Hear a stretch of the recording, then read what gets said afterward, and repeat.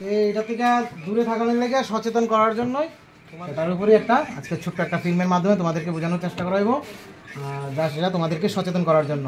তোমরা নিজেরা সচেতন হইবা, অপরকেও সচেতন করবা, কারণ এর মাধ্যমে ছাত্রছাত্রীরা একদম সবাই যে কোনো মানুষ ধ্বংসের পথে যাইতে থাকা, তার জন্য আজকের এই ভিডিও।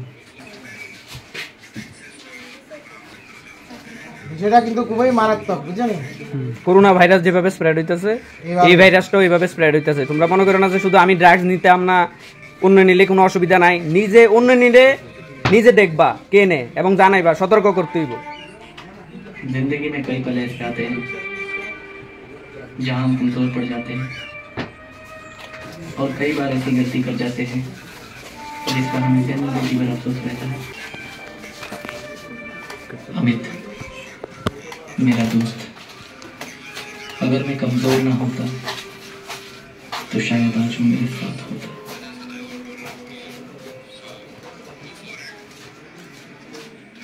ठीक है, और उसके बाद कभी नहीं जाएंगे। देख, वादा कर मुझसे। देख, मैं तुझे बोल रहा हूँ, उसके बाद कभी नहीं जाएंगे। पक्का है वादा? अच्छा ठीक है, एक काम कर, हम रसिक भाईजान के अड्डे पे चलते हैं।